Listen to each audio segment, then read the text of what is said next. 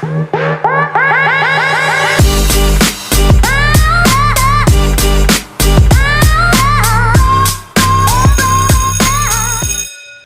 and welcome to Subject Baseball, the podcast where we talk all things baseball because the subject is baseball. You might be thinking, Marleigh, new setup? The answer is no. This is my friend's house. That's why the lighting may not be as clear as it normally is, because I didn't bring that stuff. I have painters at my house right now. Sorry, her dog's trying to get in. Give me 1 second. This is the dog. Go lay down, lay down. Go lay down. Lay down. Sorry about that. You might be thinking, Marleigh, new setup? No. I'm at my friend's house. I have to feed her dog today. And there were painters at my house making a lot of racket. So I figured I would just come here where I knew that nobody else existed and get another podcast episode out. I do, however, have a mug of the episode. This is also my friend's mug because I'm at my friend's house. But it's a snowman. Look at how cute. I think very festive. Very festive. If you are new here and you don't know what this is a baseball podcast where I take all of the statistical, very up here conversation and bring it back down here so that this podcast is for all types of fans, new, old, people who want to be fans but aren't really sure. This is a very welcoming community over here. Everyone, anyone, if you like baseball, you're welcome here. If at some point you decide that I'm not really your thing, which is okay, that's okay, right? There's a lot of things that aren't our things. I'm not for everyone, and that's okay. You don't have to be for everyone. If you were for everyone, I think that you'd be a boring person, actually. If everyone just liked you, I think that there's actually an issue there. I'm getting off topic. If you decide that this podcast isn't for you, stick around to the end for the extra credit segment. That's a list of other podcasts or YouTube channels for you to check out, all having to do with baseball or sports in general. So if you don't like me, maybe you'll like one of them. And that's cool too, because that means that you're still in the community. Whoa! Let's consider class in session. Today's lecture is Baseball History 101. I'm going to go back through the origins of baseball, as much as we know about it, up until the year 1900, which is pretty much where our modern day baseball starts, like the modern day rules, the games that you're watching on TV. That pretty much starts in the 1900s, so we're going to do all the stuff before that, which is not a whole bunch because baseball doesn't have like a clean track history, at least according to Wikipedia. And let me tell you, Wikipedia, I think, is actually a trustworthy source. So if anyone tells you that Wikipedia is not a trustworthy source, sometimes they're right. I'll give them that. Sometimes they're right. But I had to create a Wikipedia website in college as a college project, and all of my stuff, if it was not right, somebody else on the website goes and takes it off. So maybe it's not immediate. Maybe you might be looking at some wrong facts once, but eventually that information is taken off if it's wrong, and the correct stuff is put on. I guess that does make it not an entirely trustworthy source. But that's where all this information came from today. So keep that in mind after I tell you some things. I'm also now going to plug the email for this little podcast and the Instagram. So if you guys want to send me clips of gameplay or players talking, interviews, whatever, media stuff, or if you have questions about anything, I'm here to give you the information that you want. Obviously, these first few episodes where, the audience is really small. I love you guys. I love you guys so much because you're here. But there is very few of you. We're not going to get a ton of submissions in, or any at all. And that's okay. But the thing about the internet and email is that they last forever. So if you want to send me anything, if you have questions about, anything baseball players have said, or gameplay, or you need something explained, or you want me to research a certain topic, send those in and I'll do them eventually. I'll get to them all because I'm here for you. Obviously, these first couple episodes where the audience is really small, I'm just kind of doing what I want to do. And I do have plans for other episodes. We're going to get through all the teams. I feel like I've said this before. where you get through all the teams, both leagues, some other leagues. But yeah, eventually I would like people to send stuff in so that I feel like it's actually a little community and I'm giving you the information that you actually want to hear. Because nothing is worse than sitting through a lecture of information you don't really care about. AKA college. No, that's not true. Go to college, get your degree, be smart, go to school. You see how fast I can get off the rails here? This is not good. Nobody gave me this mic. I picked up the mic. Whatever. Oh, something I also learned recently is that I'm a horrible singer. I sound good in my head, right? But I know that the vibrations of what I'm hearing, like my voice that I'm hearing in my head is different than the voice that's like on recordings and stuff. Because when you speak, you've got all the vibrations of your like mouth moving and your vocal cords, and that alters what you're hearing because it's happening like inside your body, which is it's attached to your like eardrums and how your ears work. Everybody else hears a different sound. So when you hear yourself on like a recording and you say, that's not what I sound like, womp womp boo, that's what everybody else is hearing. So I recently heard myself singing on like a recording. Ugh, horrible. I will never be singing again. Why didn't anybody tell me that I sucked? It's okay that I suck. I just wish that I knew. It was so bad when I found this out. I'm distraught about it. Not that I ever thought I was like a super great singer, but I at least thought I could carry a tune. That is not what it sounds like to everybody else. To everybody else, anybody who's ever heard me sing in church, at Jesus camp, why didn't you tell me that I sucked? You could have told me, and I would have sung quieter. Not that I was singing super loud, but I would have been more cautious, more conscientious.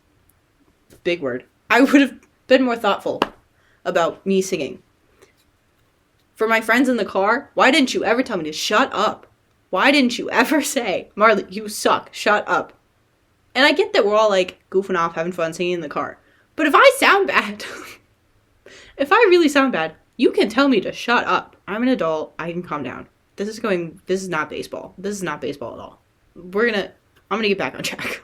Oh, that email address that I told you about before I had my little crash out, subjectbaseball@gmail.com.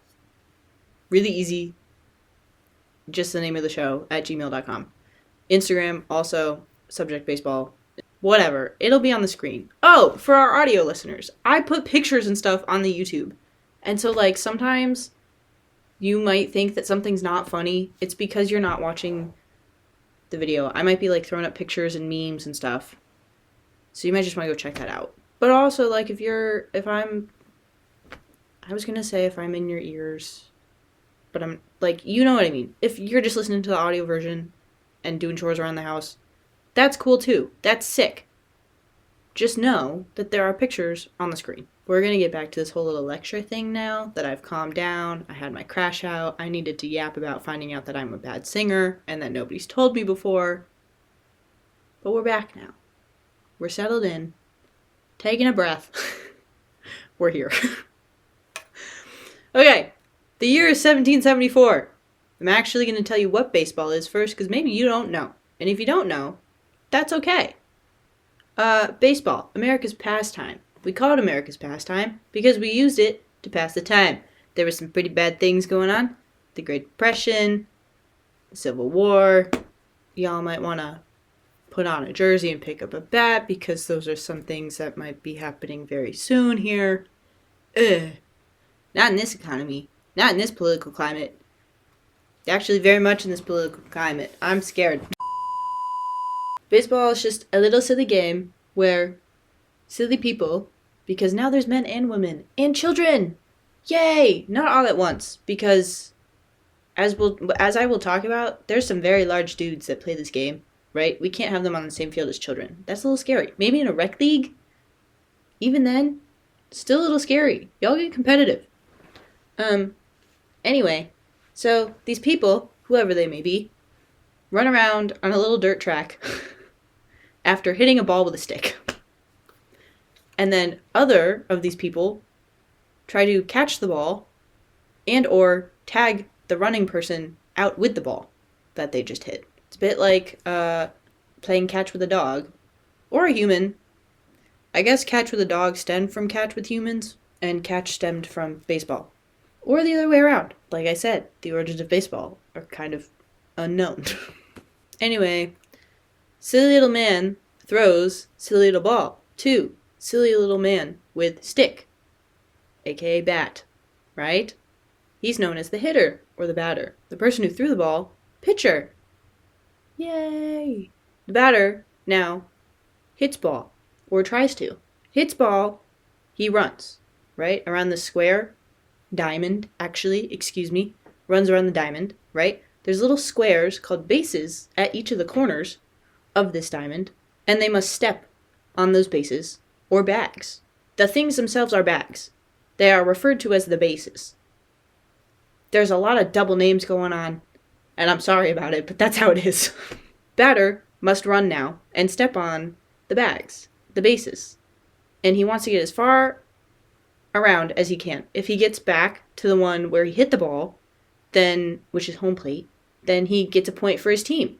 And that's so super cool. And then the next person on his team will get up and try and do the same thing. Now, the other team, one of them being the pitcher, the others are out in the field.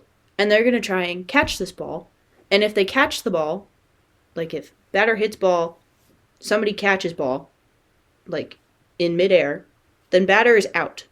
And that means batter's team does not get a point. And they move on to the next person. You get 3 of those. You get 3 of those outs. Team switches. I'm taking a breath. Apparently I don't know how to control my breathing.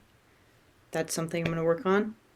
Anyway, if batter hits ball, and then ball falls on ground, or hits another person, and somebody else, one of the players who wants to catch the ball, basically they don't catch the ball, right? It lands somewhere, or it hits whatever. It's bouncing, but they have to go chase it. When they pick that ball up, they then can throw back to other people who are on their team, who are standing on the diamond, and try and tag the batter, who is now the runner because he's running.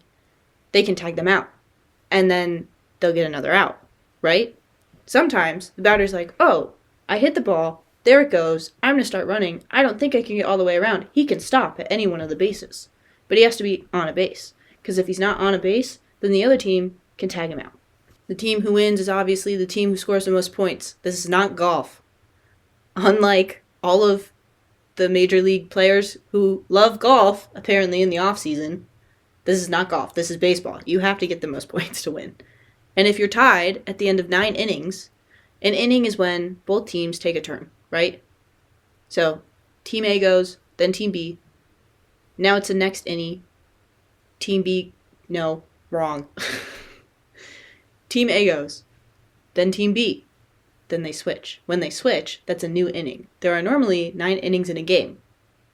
If they're tied at the end of the 9th inning, there will be more innings until one person wins. One team wins. That's the basis of it. That's what we're working with. That's modern day baseball for you. That's what's going on. Okay? So if you didn't know what baseball was, that was a horrible explanation of it. I will do an episode on rules and stuff, it might be a bit of a boring episode for people who already know that stuff. But hey, maybe you'll learn something you don't know. And isn't that life? Remember when I said these were silly little men? They're not little. Some of them are silly. Kike Hernandez, I'm looking at you. But I get to the ball, and if you look at the video, I'm slowing down because I've got it. And out of nowhere, I felt like an NBA player.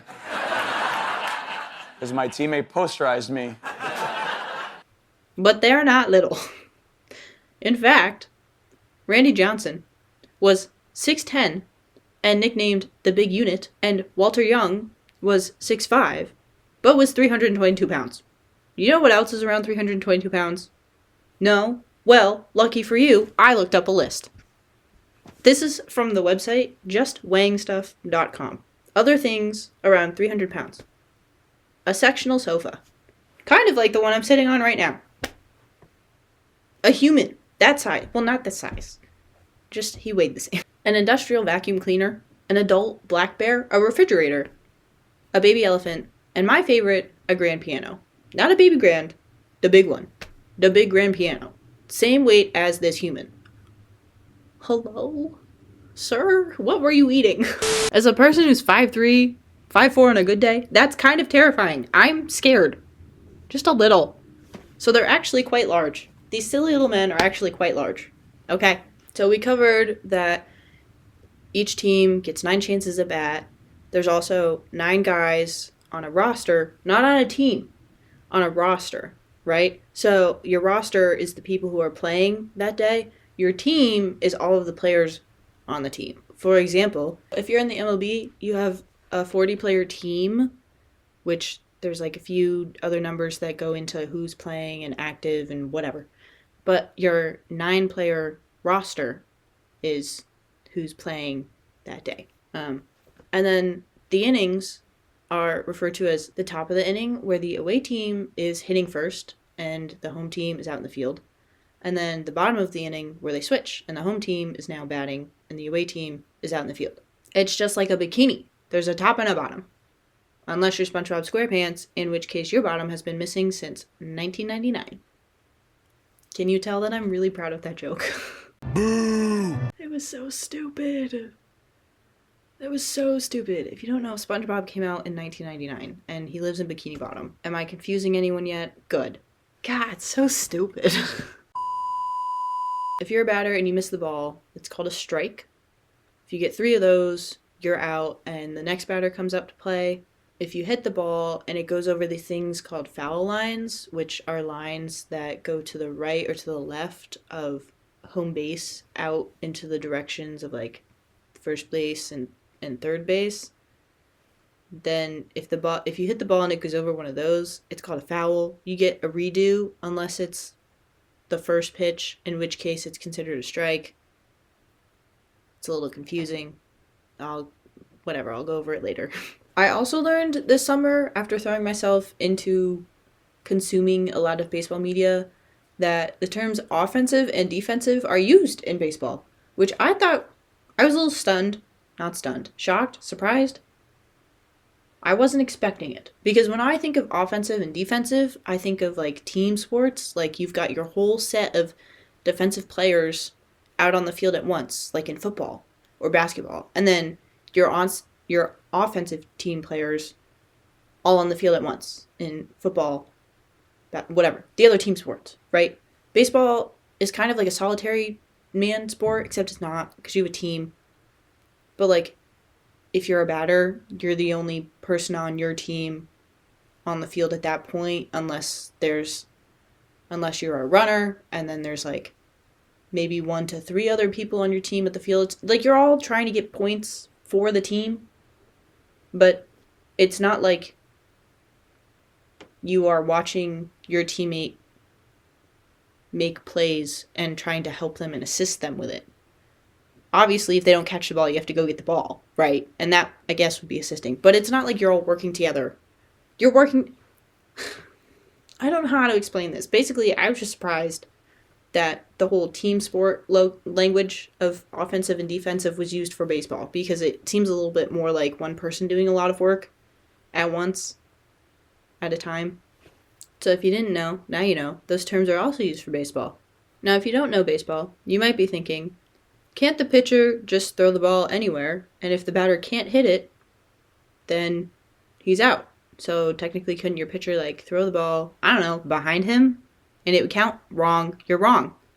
You're wrong. And that's okay, because you don't know, because that was a question that you asked. I take back my aggression in telling you that you were wrong. But you're wrong. There's this thing called a strike zone, which is basically, I didn't tell you what the catcher was. The catcher is another person on the same team as the pitcher, right? So those 2 guys are working together. The catcher sits behind home plate, and he's going to catch the ball that the pitcher throws, that the batter does not hit. So the catcher is sitting or crouching, not sitting, they're crouching or kneeling behind home plate with their glove up, like this. Like, they're going to catch the ball. They're ready. They're in ready position. The batter kind of stands in front of them and like off to the side so that they can hit the ball before the catcher catches the ball, obviously. Duh. There's this thing called the strike zone. That's where I was going with this. The strike zone, right? It's an easy area for the catcher to catch, and it's basically from the hitter's kind of like lower shoulder to like hip area. It's like this square. I'll throw an image up on the screen so you can kind of understand the dimensions of it. Basically, it's the area above home plate. They have to be able to easily hit it. That's where the pitcher's throwing the ball. Pitcher has to throw the ball in that area. If the pitch does not land in that area, then the umpire calls it a ball. And if you get 4 of those, then the batter can walk to first base, which is bad. You don't want that. So the pitcher must throw the ball in the area where the batter can hit the ball in order to actually play the game. I apologize for this explanation. It's all over the place. I had previously written kind of a script for this episode, and I did record this episode once before, and then I realized I didn't like it. Because I didn't want to be reading off a screen, I wanted to be talking to you guys. So I'm like looking at the notes and kind of freeballing this thing just a little bit. So it's all over the place, because that's how my brain works. I really wish I could hone it in. Unfortunately, I fear that is not happening. We've also got names for players. Yay! We've covered batter, pitcher, and catcher. There's names for the players out in the field. Yay! We've got the first baseman, the second baseman, shortstop. Whoa, gotcha. You thought I was going to say third baseman. Well, now I'm going to say third baseman. First base, second base, shortstop, third baseman, right? That is the order of when your first base is on your right. So you hit the ball, you're going to run to your right, and then you're going to go up to second base, and then back around to third, back around to home. Got it? Then in your outfield, in the same direction, you've got your right outfielder, your center outfielder, and your left outfielder. So those guys are out there to catch the ball when you hit it really far. Right? Perfect? Yay? We're good? There's also a home run. If you hit the ball so super far that nobody can catch it, like so far it goes out of the stadium far, or even just over a fence, and, freaking Spider-Man Jaron Duran can't catch it. That was going to be a homer. Duran did everything he could. Ooh, he just missed it. Did not even get a glove on it. Then it's considered a home run. Yay! Or even just over a fence. And if freaking Cedon Rafaela can't jump up and grab that. Thing, we get a good look at it here. I thought maybe it went off the yellow. No! He went over the yellow. God. And snatched that. What a play! See the spike marks on the wall. He used the wall to get up even higher. Look at this. You got a foot on the wall to give him a little bit of height. He gets up over this. And the ball is gone. Then it's a home run. And that means that you get a free point for your team. If anybody else is on the bases waiting for you to run them in, then you get those points for your team. So that's super cool. That's so super cool. The ideal situation, bases loaded, home run, 4 points straight away. Everything's pretty self-explanatory. I understand that I was a bit confusing in my explanation, but if you followed me, good job. You get a gold star and a pat on the back. Congratulations. And that is until you learn what a balk is, which nobody really knows, but everybody knows. And you can't really explain it, you just kind of have to know what it is. But I'm going to save that for a future episode. This was supposed to be a history lesson, so I'm going to get back to the history. Our modern day game developed from versions of bat and ball games that were being played in Europe. So, like, cricket. Anyway, the love of the game caught on. There's, many different versions. No one was really playing the game the same way. So we've all got these random different rules, but the basis of it is someone throws ball, someone hits ball, someone catches ball. Somehow you get points, right? So this idea spread to the Americas and then to the Caribbean and Eastern Asia. So now we're all playing bat and ball games. You got a stick, you got a ball, you go out in the yard, you play. You aim away from the windows. There's an old English game that is pretty much assumed to be the first foundational game for modern day baseball. It's called Rounders. The oldest reference of Rounders is found in a book from 1744 called A Little Pretty Pocketbook. And it had a majority of the rules for the game, and it was a very popular game amongst girls, actually. I know for a long time, baseball, for us in this modern day, is kind of viewed as a guy's game. And then there's softball that the girls can play with bigger balls. Guess what? Now we have a women's team. I've covered all of their rosters. If you want to go check out those episodes, they're already up. In the spring, we can all sit around and watch the women's games because they're going to be fun too. Because women can play baseball, right? And we didn't need to go through 5 different women's leagues to finally have a fully established league. Can we just keep this one? Please? Please. I don't want to hear it. Okay? I don't want to hear it. The girls have their league now. I did all the episodes on their teams. San Francisco, LA, New York, and Boston. The girls have their teams. We're playing in the spring. Okay? I don't want to hear it. We are here to stay and play. Let us in. Let us in. Well, we're freaking in. We're in, and we're not leaving. So get over it. In 1828, a man named William Clark published the boys' own book in London, where the rules were included for rounders. Isn't that so funny? Isn't that so funny? A book made for boys took the same game that was in a book made for girls. It's almost like we gave them the idea. And then we let them think that they had the idea by themselves. I'm sorry. It just felt a little too relatable at the moment. I apologize. I mean no harm or offense to anyone, except for the fact that the boys took the game that the girls played first. An American baseball historian named David Block discovered that the first recorded game of baseball took place in 1749. This version of the game that was played was then brought to Canada, and many modified bat and ball games were being played across North America by the 1830s. The first recorded baseball game in North America was played in Ontario, Canada on June 4th, 1838, and the first recorded game in the U.S. was on June 19th, 1846, almost 10 years later, in Hoboken, New Jersey. It was played under the Knickerbocker rules, which is slightly different from our modern-day gameplay, but they're considered the foundational set of rules for our modern baseball game. One of the main contributions of the Knickerbocker rules was the establishment of the foul lines, which I talked about earlier.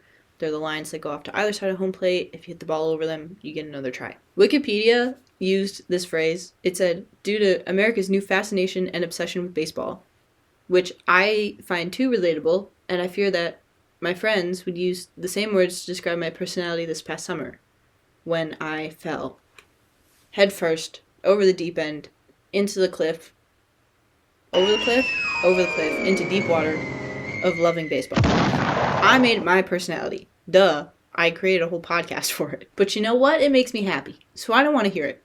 This is another thing that I don't want to hear about. The first governing body was formed in 1857, and it was called the National Association of Baseball Players. So they've been around for a while. There are now 2 leagues in modern-day baseball, and I'm going to explain these a little bit more and how the leagues have the team systems organized. Again, I'm going to do an episode for every team. But these leagues are the National League, which was formed in 1876, and the American League, which was formed in 1893. So now the game that they're playing at this time is pretty much the game that we're seeing in our modern-day baseball game. So baseball is pretty old. It's pretty old, you know. It was mention of rounders 1744, but it's been played before that, or some version of it has been played before that. So here are the things that baseball is older than. The telephone, the light bulb, the automobile. Technically, the telegraph, which was in the 1830s when baseball was played, but not all the rules were firmly established, and chewing gum, which we all know and love if we love baseball. It becomes a baseball staple later on. Pretty much every player is either chewing gum or, you know, the big league chew thing. Like when you were little, you got that tub of gum in those wrappers, and they tasted disgusting. But everyone just kept eating them, and they still sell them, and the top players still eat this, or sunflower seeds. I'm glad it's not tobacco, because that would be killing us all. It used to be tobacco, but it's not. Sometimes I wonder why they all feel the need to chew something. Do they just get bored? Are they like little kids that like need something to do out in the field when the ball's not coming their way? Sometimes they all look like cows chewing on their cud, like out in the field. Sometimes they spit. That's a little gross. It's a little gross, especially when, you know, the game's on TV and you're eating dinner and you're watching someone spit. But that's my opinion. Anyway, this brings us to 1900, the year of modern-day baseball, where we're going to pick it up in the next episode. Hopefully I don't have so many crash-outs and tangents and off-track thoughts, but I fear that I'm getting a little too comfortable and that perhaps this might be the future of the podcast, which is so silly and goofy and fun, But how many people are going to get annoyed by it? Probably a lot. I am. You don't like me? I live with me. I am me. I get annoyed by me. I'm just voicing the thoughts out loud now. I'm just hoping this episode wasn't absolutely atrocious and it didn't make your ears bleed. If you thought it was silly, or if you still like baseball after I horribly explained it to you, come back next week for Baseball History 102. And if you have any more questions, email them to the email, or DM them to the Instagram, or read my book. Chapter 13 of No, I Didn't Actually Write a Book, but maybe one day. The extra credit is coming up next. If you, again, this is for people who didn't like this episode, which could be a lot of you. Stick around. The list of podcasts and YouTube channels I'll be mentioning are from people a lot more professional than I am. Yeah, they've got their shit together. I don't. Clearly. You can consider class dismissed. I'll see you next week. Maybe. Hopefully. Come back, please. I'm not taking attendance, but it'd be lovely if you came back. Welcome to the extra credit portion of the episode. Thanks for listening to this episode, and here are some other podcasts or resources if you decided subject baseball isn't really for you. If you're looking for Red Sox media specifically, besides the tens of TV shows and movies out there, the Section 10 podcast talks statistics, and they post an episode after each series. You can listen to anywhere you get your podcasts, but I think it's funnier to watch these guys on YouTube. The NESN reporters do a podcast called 310 to Left, and there's also the Fenway Rundown. 310 is found on the NESN YouTube channel, but you can also listen to it wherever you get your podcasts. Fenway Rundown can be found on the Mass Live YouTube or anywhere you listen to your podcasts. For more casual sports information, check out Katie Nolan. She has a SiriusXM podcast and a YouTube channel where she posts her shorter videos. While she's not sports specifically, and she's all things Philly, Kylie Kelsey's podcast Not Gonna Lie shines the light on women in sports if you're looking for some female empowerment. Baseball Explained is a channel on YouTube with shorter explanation videos on a variety of baseball topics. Baseball is Dead, Foul Territory, and Baseball Today are the most popular podcasts when you search baseball on Spotify. There's also Mookie Betts' podcast called On Base with Mookie Betts. Feel free to share other baseball or sports podcasts down in the comments for our new fan friends. And thanks again for listening to Subject Baseball.